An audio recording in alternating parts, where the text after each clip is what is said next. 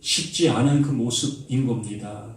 우리는 날마다 나의 모습과 나의 삶의 모습이 존재하고 있기 때문에 오늘은 내가 그 말씀대로 잘 살아가는 것 같은 나의 모습이지만 또 내일 되면 누군가와 또 시비하고 싸우는 이러한 모습을 우리가 보일 때도 있기 때문에 이렇게 우리는 이 말씀이 미래지향적인 예수님이 재림하시면 또 내가 죽고 먼 훗날에 이루어질 그 일이라면 우리는 어찌 보면 이 가능성이 없을 수 있는 그 모습이라 할 수 있을 겁니다. 그래서 말씀은 미래지향적이지만 지금 현재 나에게 이루어져야 될 말씀들인 겁니다. 그래서 하나님은 어제나 오늘이나 내일이나 동일한 하나님이다 말씀을 해주시는 거지요. 그래서 말씀은 창세기부터 말라기까지 또 마태에서 요한계시록까지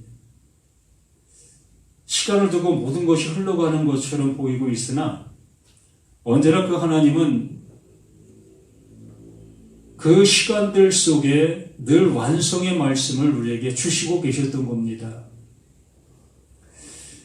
그 창세기 속에 존재했던 많은 사람들이 있었고 또 그 말라기 시대에 존재했던 많은 사람들이 있었고 또 예수님이 이 세상 가운데 존재하셔서 말씀하고 계셨던 그 시대에 살던 많은 사람도 있었고 또 그 예수님이 가시고 그 이후에 존재하는 또 수많은 사람들이 이렇게 있습니다.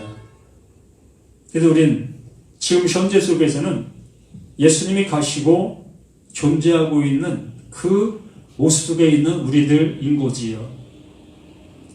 그러므로 창세기에 말씀하시는 그 하나님, 또 말라기에 말씀하시는 그 하나님, 또 복음서에 말씀하시는 그 하나님, 또 계시록에 말씀하시는 그 하나님이 각각 틀린 그 모습으로 말씀을 하고 계시다면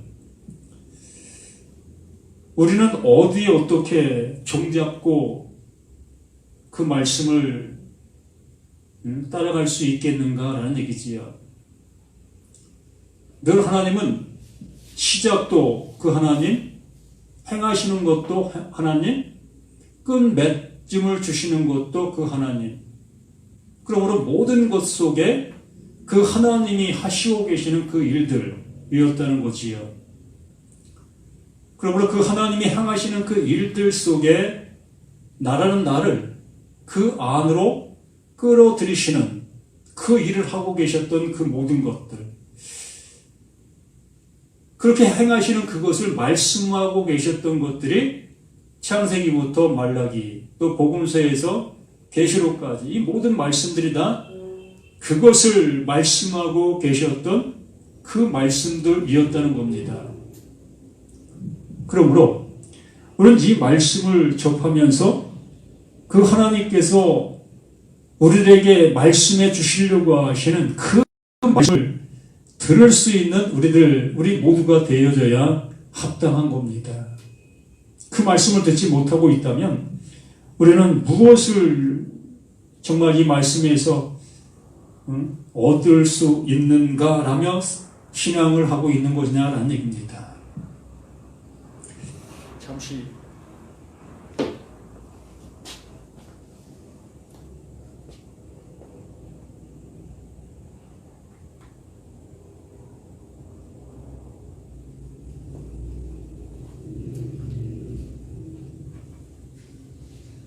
죄송합니다.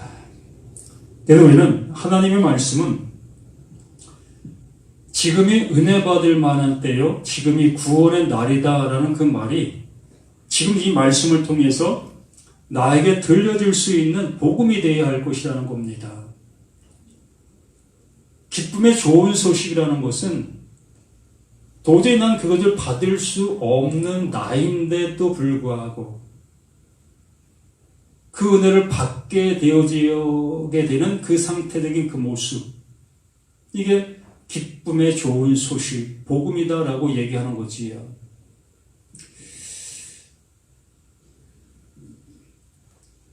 우리가 이 대한민국에 출생하는 이 모습이 내가 이 대한민국에 출생하고 싶어서 출생한 것이 아니라 나의 어떠한 생각과 의도는 아무 상관없이 난 이 대한민국 여기에 출생하게 되어진 겁니다. 그러므로 이 대한민국이 발전되어지는 그 모든 영향을 나는 누리고 받고 살아갈 수 있는 우리들이 되어지게 된 거지요. 이해한 것처럼 하나님께서 말씀하신 그 모든 것들의 이름, 그 은혜를 우리는 이 말씀을 통해서 누리며 또한 되어진 그 모습으로 살아가게 되는 우리 자신들이 되어질 수 있게 되는 겁니다. 그래서 오늘 말씀에서 우리에게 말씀해 주십니다.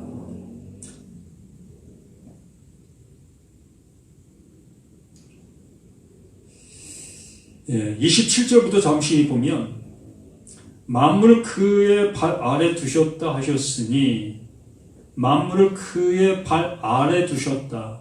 말 그대로 그 발 아래 두셨다라는 그 얘기는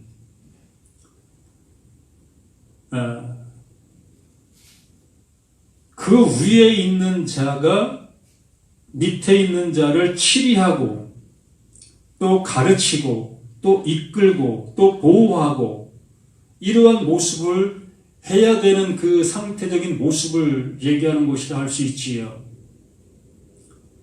동등된 모습이라 할 수도 있겠지만 이 동등된 모습이 될 수 없는 이유가 우리는 그 하나님의 것을 알지 못하고 있는 자이기 때문에 그 하나님의 것을 아는 자와 동등됨의 모습으로 나아갈 수가 없는 겁니다. 그래서 하나님의 것을 아는 자가 하나님의 것을 알지 못하는 자에게 가르치고 또 섬기고 또 은혜 베푸는 그 모습으로 이렇게 말씀을 해주시고 계시는 거지요. 그래서 만물을 그의 발 아래 두셨다 하셨으니 만물을 아래 둔다 말씀하실 때에 만물을 그의 아래 두신 이가 그 중에 들지 아니한 것이 분명하도다. 그래서 그 하나님께서 그 예수를 우리를 섬겨주려고 섬기기 위해서 우리에게 오셨다. 그 하나님이 나를 섬기시기 위해서 오셨다라고 말씀해 주시는 거지요. 그 얘기를 이 바울은 이렇게 우리에게 풀어 말씀해 주시고 있는 겁니다. 그래서 28절에 만물을 그에게 복종하게 하실 때에는 만물을 그에게 복종하게 하실 때 그를 따른다. 나를 따르려거든 자기를 부인하고 자기 십자가를 지라라고 얘기를 하지요.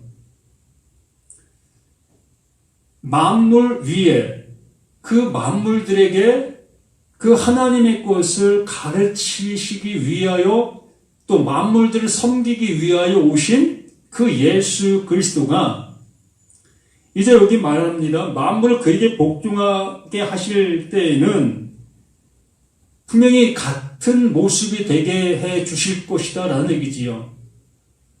말 그대로 예수 그리스도가 알고 있는 하나님의 그 사랑, 그 은혜, 그것을 그 만물들에게도 동일하게 알게 해주는 그 모습, 그때가 이르게 될 거다라고 말하는 거지요. 우리는 그 사랑과 그 은혜를 전혀 모르는 모습 속에서 그 하나님의 말씀을 계명으로 알아, 계명으로 듣고 그 계명으로 실천하고만 있었던 우리 자신들이었습니다. 말 그대로 하나님을 잘 섬기는 그 상태로만 그 하나님 앞에 나아가고 있었던 거지요. 그러한 우리들에게 그 예수, 그 하나님의 것을 가지고 하나님의 것을 알고 우리 가운데 오셔서 우리를 섬기시고 하나님의 것을 알게 해주시고 또다시 우리를 그 하나님과 함께 할 수 있는 그 동등됨의 은혜로 이끌려 하시는 그 모습, 이것이 28절 말씀에서 말씀하신 것처럼 만물을 그에게 복종하게 하실 때에는 아들 자신도 그 때에 만물을 자기에게 복종하게 하신 이에게 복종하게 되리니, 이것을 하나님 보내신 자 그 예수 그리스도는 아는 거다라고 하는 겁니다. 이걸 알고 오신 거예요. 하나님께서 나라는 나를, 너라는 너를 구원할 수 있는 유일한 길이 무엇인지를 그 예수 그리스도에게 알게 해주시고, 그것을 위하여, 그 일을 위하여 그 예수가 우리 가운데 오신 겁니다. 그래서 그것을 이루기 위하여 우리를 섬기시고, 그리고 나서 이렇게 그 예수 또한 그 하나님의 뜻, 하나님의 계획, 하나님의 이루심에 순종하게 되는 거지요. 복종하게 되는 거지요. 그 일이 무엇입니까? 우리가 잘 알고 있는 그 십자가, 스타우로스, 거기에 달리시는 거지요. 장대 위에 달린 자마다 저주받은 자다. 바로 그 장대 위에 달린 그 예수가 저주받은 그 모습으로 우리에게 하나님께서 나를 향해서 알려주시려고 하시는 그 은혜를 보여주시고 계셨던 겁니다. 우리의 모습과 우리가 바로 그러한 모습이라는 것을 명확하게 알려주시고 계시는 복음 중에 복음이고, 그게 표적 중에 표적이었다라고 말씀해 주시는 거지요. 그렇게 하지 아니하고서는 그 나타난 바 된 그 사랑이 없이는 우리는 그 하나님께로 나아갈 수도 없고 하나님의 인도하심을 입을 수도 없는 그러한 존재적인 그 모습 속에 있었던 우리였다라고 말하는 겁니다. 그래서 아들 자신도 그 때에 만물을 자기에게 복종하게 하신 이에게 복종하게 되리니, 이는 하나님이 만유의 주로서 만유 안에 계시려 하시니라. 무엇 하시려고? 하나님이 우리 안에 오시려고, 우리와 하나 되게 하시려고, 우리와 하나 될 수 있는 방법을 이루기 위하여 그 예수 그리스도를 우리 가운데 보내신 이유요, 그 예수가 우리를 그 하나님의 사랑으로 섬겨주시고, 그 섬겨주신 그 모습이 곧 그 십자가의 죽음이었다는 겁니다. 우리는 그것을 알아야 될 거고, 그것이 나의 모습이라는 것을 발견하게 되어지는 그것이 그 하나님 보내신 자 그 예수 그리스도가 나에게 알려주시려고 하셨던 그 알미였다는 겁니다. 그 알미 되어지는 자들은 곧 그 하나님께서 그 예수 그리스도를 구원하시는 그 모습으로 우리를 또다시 똑같이 그 모습 되게 해주시고 계셨다라고 말씀을 해 주시는 겁니다. 그리고 나서 이제 29절에 만일 죽은 자들이 도무지 다시 살아나지 못하면 죽은 자들, 바로 나, 바로 너, 또 우리 모두가 다 허물과 죄로 죽은 자였지요. 내가 죄를 지어서 죽은 자가 아니라, 내가 뭔가를 잘못해서 죽은 자가 아니라, 말 그대로 이러한 존재로 우리는 지음받은 그 모습 속에 있었던 겁니다. 원래부터. 이게 우리의 상태적인 모습이었던 겁니다. 그래서 명확하게 우리에게 말씀해 주시는 것이, 아니, 죽은 자들이 도무지 살아나지 못하면, 이 상태로 그냥 존재하고 있다면 우리가 행하고 있는 그 모든 일이 무슨 의미가 있겠느냐라는 얘기입니다. 곧 나의 신앙과 내가 하나님을 향해서 한다고 하는 이 모든 일들이 무슨 의미가 있느냐는 거예요. 지금 내가 행하고 있었던 모든 일들이 지금 나의 상태가 변화되어 하나님이 원하시는 그 상태가 되기를 원하는 그 모습으로 우리가 열심을 내고 있었던 모든 일들 아니었느냐는 거지요. 말씀을 듣고 말씀을 따르고 말씀을 행하는 그 모든 일들이 다 하나님이 이루시려고 하시는, 하나님이 원하시는 그 일이 내게 성취되기 위하는 그 모습으로 우리는 그렇게 행하고 있었던 우리들의 모든 모습들이었던 것이었지요. 그런데 이렇게 부활의 존재가 없다면, 부활의 역사가 없다면 이거 왜 하냐는 거예요. 뭐 때문에 이거 하고 있느냐는 거지요. 그러므로 이 바울은 절대적으로 부활은 존재한다. 하나님께서 이루시려고 하시는 그 이름은 명확하게 존재하고 있다. 그 존재가 바로 자기 자신임을, 그 예수의 제자들임을 다시 한번 증거하고 있는 이 모습, 또 이 말씀을 듣고 있는 모든 사람들 또한 그렇게 되기를 소망하는 그 모습으로 이 말씀을 기록해 나가고 있는 것입니다. 저 또한 이 말씀을 들어 그 말씀이 내 안에 이루어진 그 은혜를 알아 저 또한 똑같은 그 마음으로 이 말씀을 이렇게 증거하고 있는 것뿐이지요. 그러므로 이 말씀이 들려지고 있는 모든 사람들이라면 이제 부활의 그 은혜를 이제 입을 수 있는 그 모습이 되어지는 그 은혜를 입게 되는 겁니다. 도무지 다시 살아나지 못하면 죽은 자들을 위하여 세례를 받는 자들이 무엇을 하겠느냐? 어찌하여 그들을 위하여 세례를 받느냐? 지난주에도 말씀을 드린 것처럼 이 세례라는 것은 우리가 생각하는 물뿌림의 모습이 아닌 겁니다. 이 밥티죠. 그냥 물속에 수장시키는 것이 밥티죠. 그게 침례입니다. 그냥 물속에 집어넣는 거예요. 그 물속에 그냥 집어넣으면 어떻게 되지요? 이게 죽음이잖아요. 이 침례라는 것은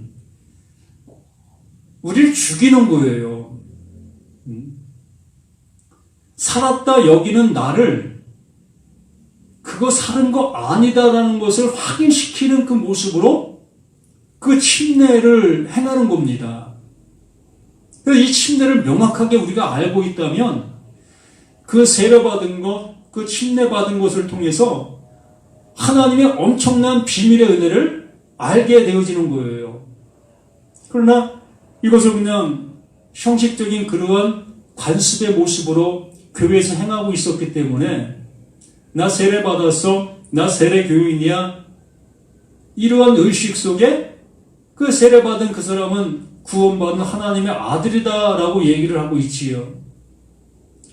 무엇이 하나님의 아들인지도 모르고 내가 지금 어느 상태인지도 모르고 또 침례 자체가 무엇인지도 모르고 그냥 물뿌림의 은혜로 그냥 물뿌림의 그 의식을 받은 그 상태로 난 세례교인이고 난 하나님의 아들이 되었다라고 살아가고 있는 그 모습. 뭘 말하고 있는 거냐는 거지요. 그래서 분명히 이 세례라는 것은 그 밥티죠, 죽음을 얘기하고 있었던 겁니다. 바로 내가 지금 살아있는 이 모습이 바울이 에베소 2장에 말씀한 것처럼 이 상태가 허물이고 이 상태가 죄였다는 겁니다. 이 상태가 허물이고 이 상태가 죄라는 거예요. 내가 죄를 지어서 죄인이다, 내가 잘못된 행실이 많아서 허물이 많다라는 그런 관점의 모습이 아니라 나는 죄의 공장이기 때문에 죄가 나오는 나였다. 나는 원래부터 허물적인 허물이 많은 그냥 허물이었던 나였기 때문에 허물이 나올 수밖에 없는 나였다. 그 모습이었다는 겁니다. 그렇기 때문에 나의 모습을 알게 되어졌을 때에 비로소 하나님이 주시려고 하시는 그것이 무엇인지를 알 수 있게 되어지는 거예요. 그러한 자들에게 무엇을 주신다? 긍휼을 베푸신다.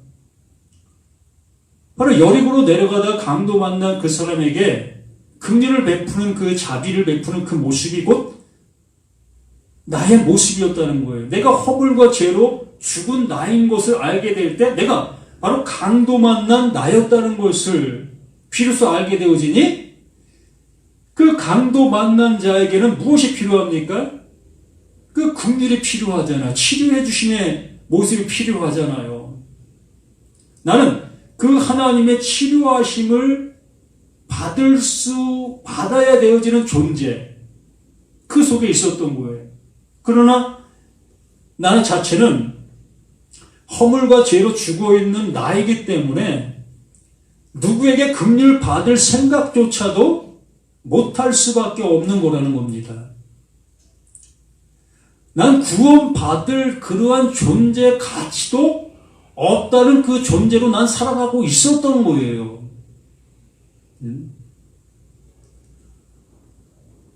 내가 허물인데, 내가 죄인데, 뭐 여기서 구원을 얻을 수 있다, 여길 수 있겠느냐는 것이죠. 이러한 상태에 있는 그들에게 그 하나님께서 보내신 자, 그 예수를 통해서 은혜가 주어지는 그 모습으로 이끌고 계셨던 겁니다. 그리고 30절에 이렇게 말씀하시는 거지요. 또 어찌하여 우리가 언제나 위험을 무릅쓰리요. 내가 왜 이런 일을 하고 있을까? 알아듣지도 못하고 정말 내가 전하는 이 말로 인해서 나에게 찾아오는 그 많은 핍박과 돌 던짐의 모습을 알고 있는 그 모습인데도 불구하고 왜 내가 이 일을 할 수밖에 없느냐. 바울이 지금 자신에게 주어진 그 복음, 그 말씀을 증거하니까 주변에서 많은 핍박과 돌 던짐과 또 매맞음과 또 갇힘과 이러한 일들을 당할 수밖에 없었잖아요. 왜 그렇겠습니까? 자신들이 가지고 있는 것과 틀리다는 거지요. 자신은 하나님의 말씀을 이렇게 잘 행하고 있었고 이렇게 잘 행하고 있는 이것으로 인해서 하나님이 주시려고 하시는 그 구원, 그 아들됨으로 지금 살아가고 있는 나인데 너 왜 딴소리 하고 있느냐라는 얘기입니다. 지금 내가 잘하고 있는 이 모습이 왜 잘못되었다고 얘기하고 있느냐라는 얘기예요. 근데 이 바울은 그것을 전할 수밖에 없었다는 겁니다. 누구와 같이? 그 이사야와 같이. 정말 이스라엘 백성들은 평안하다의 모습으로 살아가길 원하고 절대적으로 외부의 어떠한 세력도 이 이스라엘을 넘볼 수 없는 그 모습이다. 이러한 소리를 듣기를 원하고 있었는데 이사야는 정반대적으로 너희들은 멸망받을 거다라고 외치고 있는 그 소리, 그걸 외치고 싶겠습니까? 돌 맞을 소리인데. 정말 이 여기 서 있는 부족한 자, 저 자신 또한 다른 교회에서 전하는 그 말씀을 그대로 그냥 전하면 저도 남들에게 싫은 소리 듣지 아니하고, 그러나 하나님 말씀이 나에게 들려주시는 그 말씀이 그렇게 들리지 아니하기 때문에 저는 하나님이 들려주시는, 알게 해주시는 그 말씀으로 말씀을 전할 수밖에 없는 것입니다.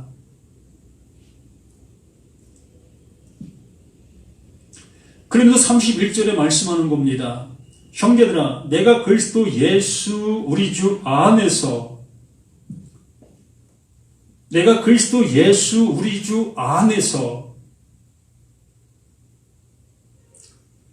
그 예수가 내 안에, 내가 예수 안에 말씀으로 인한 그 호몰로게오가 되어진 그 상태, 하나님께서 말씀하신 그 이유가 무엇인지를 알게 되어지고 있는 그 상태, 이 말씀들이 무엇을 말하고 있는가를 알아듣게 되어진 그 상태, 이게 호물로게와 같은 그 상태적인 모습인 건지요. 그래서 내가 그리스도 예수 우리 주 안에서 가진 바 너희에 대한 나의 자랑을 두고 단언하노니 내가 이렇다. 내 모습이 이러하다. 정말 단언하는 겁니다. 100% 이러하다는 거예요. 가식적도 아니고 어떠한 형식적인 그 모습도 아니고 그 말씀이 내게 들어오니 하나님이 주시고자 하시는 그 은혜를 받고 나니 내가 이러한 것인 것을 이제 알게 됐다. 단언하노니 나는 날마다 죽노라. 날마다 죽노라.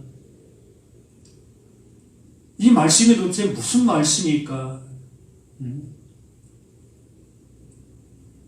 정말 이 하나님 말씀을 증거함으로 인하여 많은 사람들에게 핀잔과 핍박과 조롱과 학대와 또한 매맞음과 갇힘과 이러한 그 많은 어려움들을 당하고 있습니다.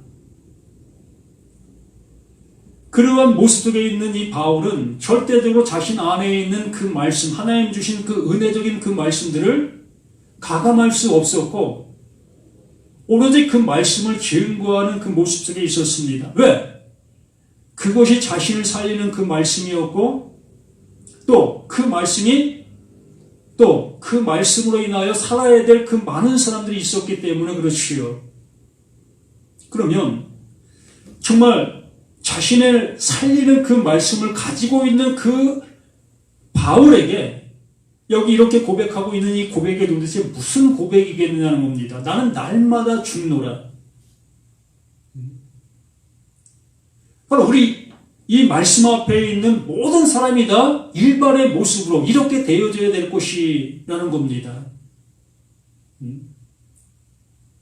그 예수님이 분명히 말씀해 주신 것처럼 나를 따라오려거든 그 하나님의 마음을 받기를 원한다면 하나님께서 구원해 주시는 그 구원을 잊기를 바라고 있다면 너희가 하나님의 아들이 되기를 원한다면 그 여리고로 내려가다가 강도 만난 자, 그 죽은 자, 거반 죽은 자, 반이 되어 죽은 자, 짝이 없어 죽은 자, 그 죽은 자의 상태라는 겁니다. 자기는 바로 이러한 상태, 그 강도 만난 거반 죽은 자, 바로 죽은 자이라는 거예요. 나의 상태는 이렇게 죽은 자로 존재하고 있다는 겁니다. 이러한 자에게 그 하나님은 날마다 또 긍휼을 베푸시는 그 하나님으로 다가오시는 그 모습인 거지요. 그러므로 이 바울의 입에서 나오는 이 말씀들이 어떤 영혼을 살리는 그 말씀이 되어지게 되어지고 어떤 영혼들은 죽이는 말씀이 되어지는 그 모습이 되어지는 겁니다. 그 말씀을 알아듣는 자는 그 죽음에서 생명으로 옮겨진 바 되어지는 그 은혜를 받겠지만 그 말씀을 못 알아듣고 있는 그들은 살았다 여기는 그 모습에서 죽는 자가 되는 겁니다. 자신들은 살았다 여기며 하나님을 자신의 아버지로 여기고 있는 그 모습 속에 있었지만 이 바울의 증거하는 그 말씀으로 인하여 이제 그 말씀이 그들을 심판하는 그 심판의 말이 될 것이다 라는 얘기지요. 그러므로 이 말씀을 듣고 있는 저나 여러분들은 어떠합니까? 내가 살았다 여기고 있었던 나였다면 이 말씀이 나를 죽이는 말씀이 될 것이고 내가 죽었다 여기고 있는 사람들에게는 그 죽은 자에서 그 생명으로 옮겨지는 그 은혜를 입는 자가 될 것이라는 겁니다. 이것이 바로 그 하나님께서 그 예수 그리스도를 통해서 행하시고 계셨던 그 일들이었던 것이고, 그 일들을 누가? 그 바울이 그 은혜를 알아 그 은혜의 말씀을 이렇게 우리에게 전해주고 있는 이 말씀들인 거지요. 그래서 32절에 이 부연 설명들을 해 나갑니다. 내가 사람의 방법으로 에베소에서 맹수와 더불어 싸웠다면 내게 무슨 유익이 있으리요? 정말 맹수와 더불어 싸웠다면 내가 살기 위해서, 나 살기 위해서 그 짐승들과 싸웠다면 무슨 유익이 있겠느냐? 이런 세상적인 싸움에서는 어떤 유익이 있을 수 없다는 겁니다. 자신이 지금 그 많은 고초를 당하고 있으나 이것이 나 살기 위한 그러한 고초의 모습이 아니라는 거지요. 정말 하나님의 말씀, 하나님께서 이루시려고 하시는 그 이름을 위한 그 모든 행동들, 그 모습들이었던 것이었다는 것을 이렇게 말씀해 주고 있는 겁니다.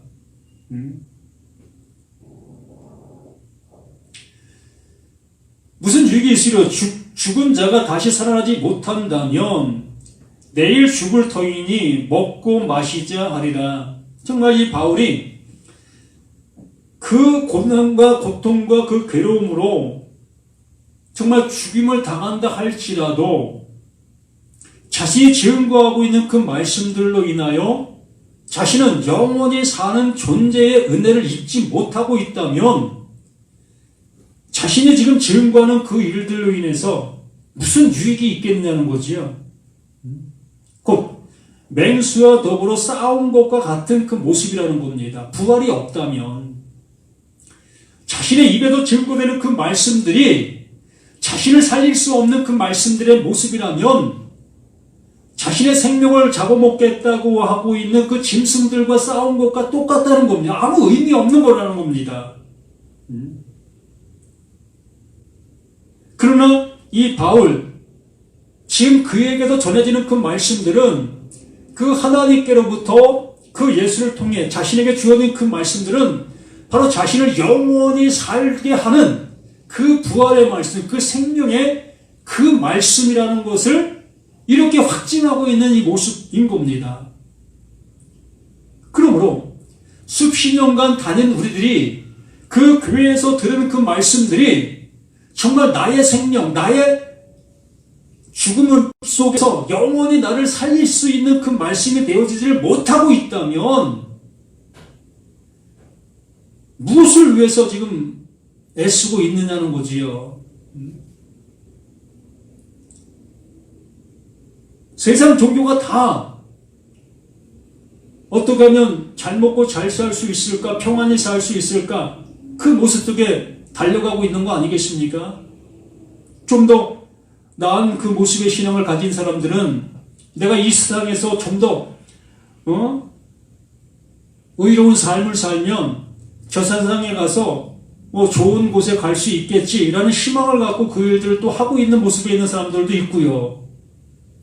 그러나 정말 하나님의 말씀을 듣고 있고 그 말씀을 따른다 하고 있는 이 그리스도인들이라면 정말 그 말씀이 나에게 무엇을 주고 있는지를 명확하게 알 수 있는 우리 자신들이 되어져 가야 되지 않겠냐는 겁니다. 언제까지 호국만 치면서 나에게 그 생명을 주지도 못하는 그 모습으로 나아가는 우리들의 모습 속에 남아 있어야 되겠느냐라는 얘기입니다. 그리고 바울은 단언하는 그 모습으로 자신은 날마다 죽는 그 모습이지만 그 하나님의 그 말씀으로 인해서 나는 이렇게 살림을 받아 이렇게 살리는 이 말씀이 내 안에 존재하여 그 말씀을 외치고 있다라고 이렇게 증거하고 있는 이 바울의 모습인 겁니다. 그러므로 이 말씀을 듣는 우리들 또한 그 말씀으로 인하여 그 은혜를 입어 나 또한 그 모습이 되어져 있어야 될 거고 또 그 말씀을 그렇게 또 외칠 수 있는 우리 모두가 되어져 가야 되는 것이 맞는 것이 아니겠냐는 거지요.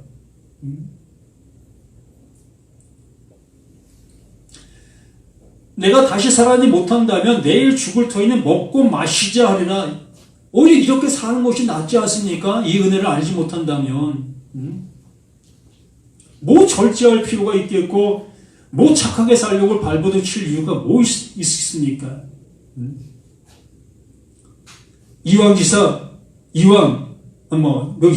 아니라 거기 하나님께서 원하시는 그 자리로 갈 수 없는 그 모습에 우리가 살아가고 있다면 뭐 좀 더 이 세상 속에서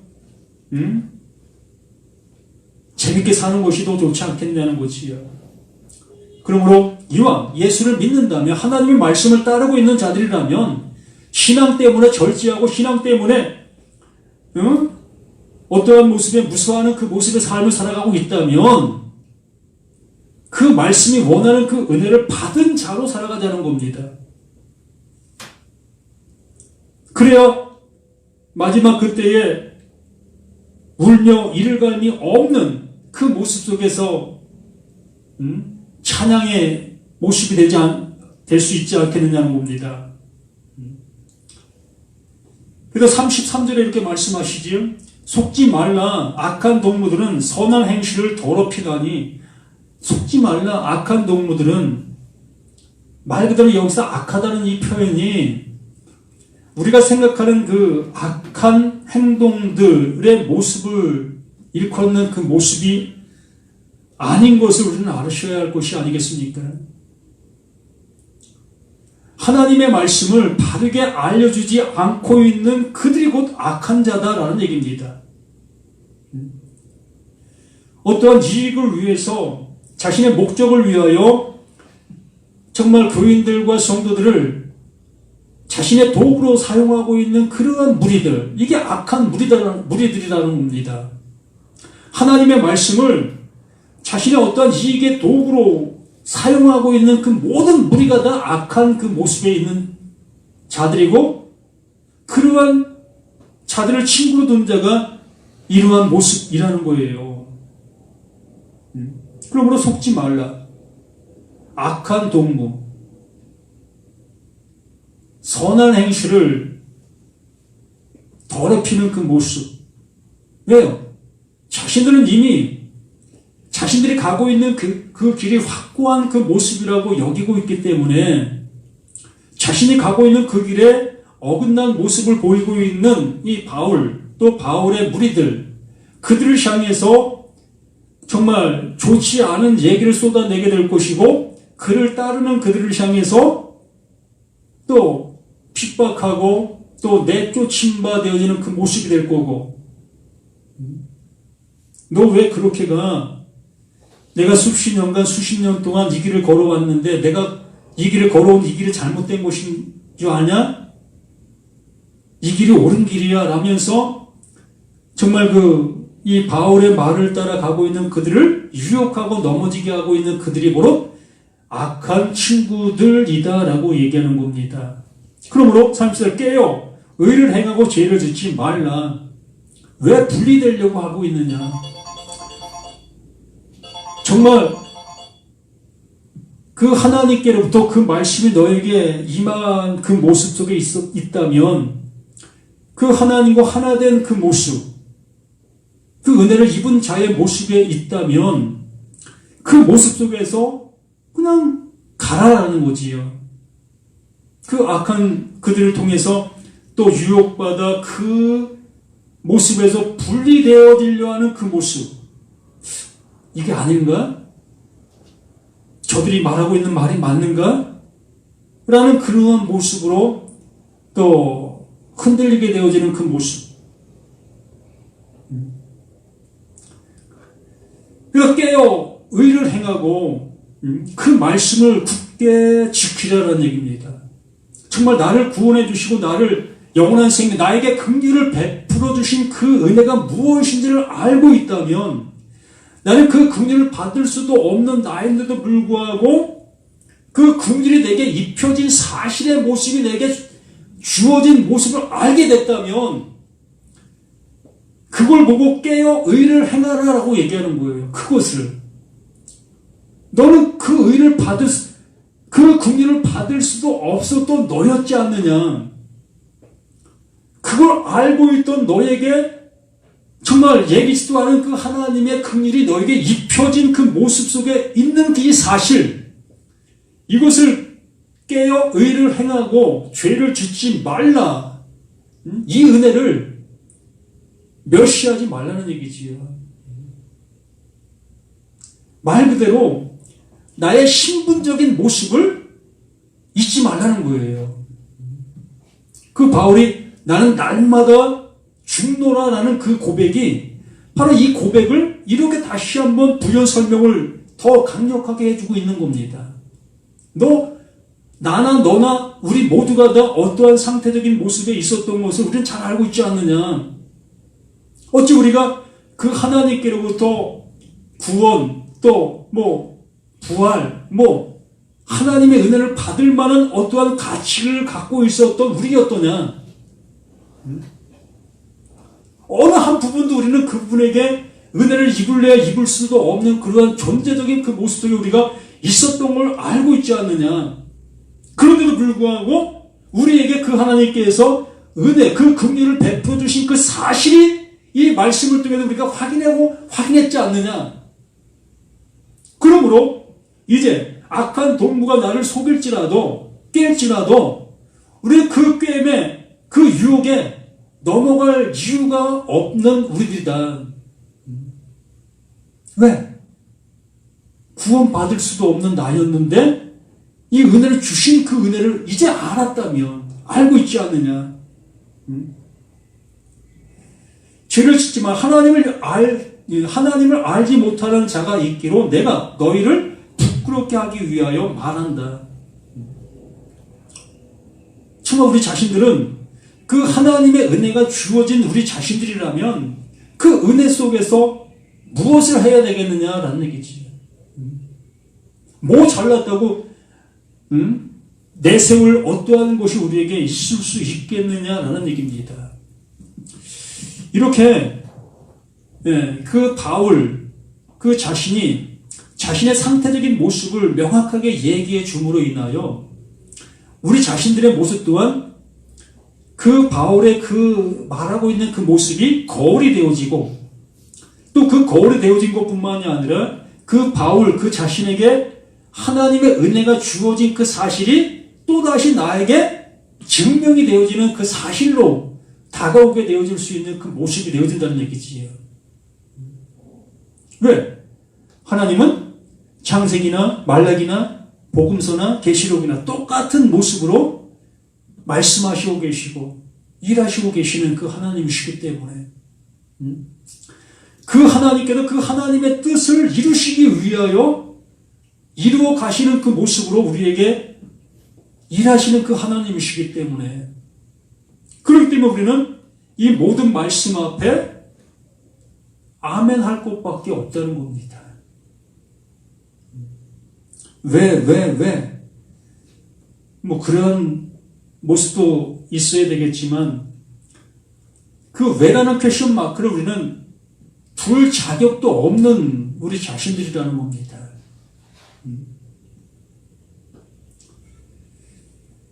그러면서 이제 이 35절부터 진짜 이 부활적인 그 모습을 말씀해 주시고 있습니다. 누가 묻기를 죽은 자들이 어떻게 다시 살아나며 어떠한 몸으로 오느냐 하리니, 이제 실질적인 그러한 모습을 이 바울은 또 실질적인 모습을 들어 우리에게 얘기해 주고 있습니다. 이것을 또 우리는 이 내용 속에 또 뭔가가 있을까 하고 또 파고드는 그런 모습도 있습니다. 여기 보면은 어리석은 자여, 내가 뿌리는 씨가 죽지 않으면 살아나지 못하겠고 또 내가 뿌리는 것은 장래의 형체를 뿌리는 것이 아니요 다만 밀이나 다른 것에 알맹이를 뿌리로되 하나님이 그 뜻대로 그에게 형체를 주시되 각 종자에게 그 형체를 주시느니라. 육체는 다 같은 육체가 아니니 하나는 사람의 육체, 하나는 짐승의 육체, 하나는 새의 육체요, 하나는 물고기 육체니라. 이 말씀을 우리가 들으면서 사람의 육체, 짐승의 육체, 새의 육체, 이러한 말씀을 우리가 또 이걸 또 여기에 뭐 내용이 또 있을까라는 생각들을 우리가 하게 됩니다. 근데 이 바울이 하나님이 우리에게 무엇을 말하고 있었는가, 무엇을 설명하려고 하는가의 모습을 잊어버리는 거예요. 이걸 잊어버리고 뭐 육체도 한 가지 육체가 아니네, 이렇게 각각 다른 육체들이 있네, 이런 쪽으로 우리는 흘러가게 되어진다는 겁니다. 그래서 말씀을 곁길로 가는 그 이유가 바로 그런 거예요. 예를 들어 35절부터의 내용이 그 하나님께서 무엇을 말씀하시려고 하시는 내용의 핵심이 하나가 딱 있습니다. 그 핵심을 잃어버리게 되어지면서 육체가 사람 육체, 짐승의 육체, 새의 육체 각각 이렇게 있네. 그러므로 이 부활의 모습에도 이러한 모습들이 있겠네 라는 모습으로 가게 되어진다는 얘기지요. 참 너무나 안타까운 모습이라는 거예요.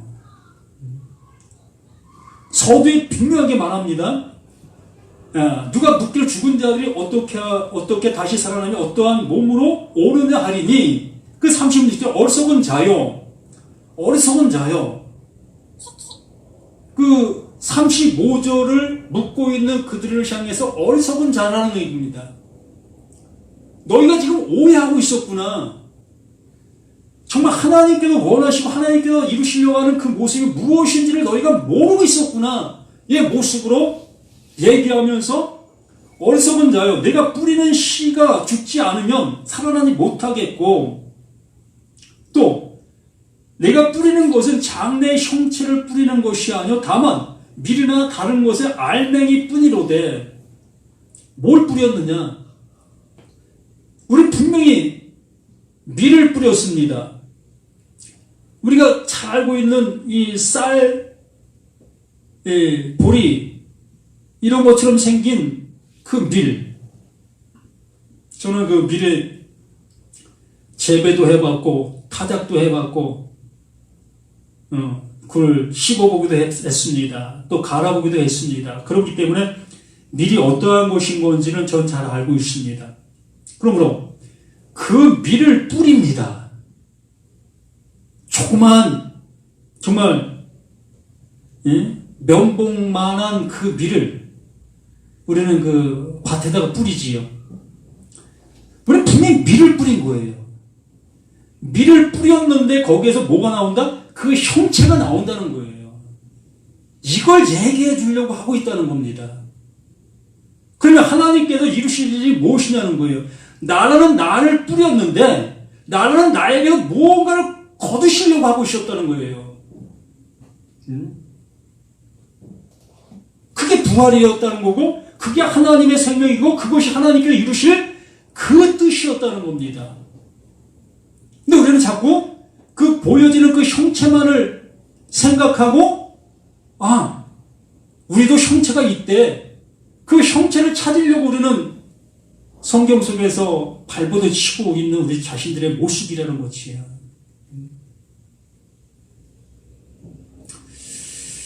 이 말씀은 다음 주로 돌리겠습니다.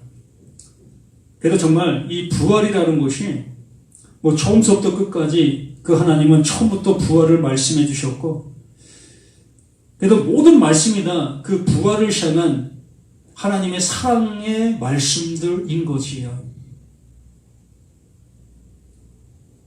그래서 창세기에 말씀하시는 그 모든 말씀 또한 그게 부활의 말씀들이지요.